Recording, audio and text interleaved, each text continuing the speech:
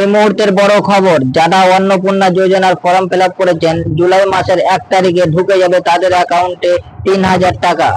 আমি আরো একবার জানিয়ে রাখি, জুলাই মাসের 1 তারিখে ঢুকে যাবে তাদের অ্যাকাউন্টে 3,000 টাকা। জুন মাসের 3 তারিখে কিছু মানুষের অ্যাকাউন্টে 3,000 টাকা ঢুকলেও বাকি আছে এখনো বহু মানুষ। বাকি থাকা মহিলাদের দুশ্চিন্তার কোনো কারণ নেই, জুলাই মাসের 1 তারিখে ঢুকে যাবে তাদের অ্যাকাউন্টেও 3,000 টাকা। জুন মাসে 3 তারিখে 28 লক্ষ মা বোন দিদির অ্যাকাউন্টে 3,000 টাকা করে ঢুকে গেছে। এখন অবধি 1,05,00,000 আমাদের মা বোন দিদি তারা এই অন্নপূর্ণা যোজনায় নাম নথিভুক্ত করেছেন।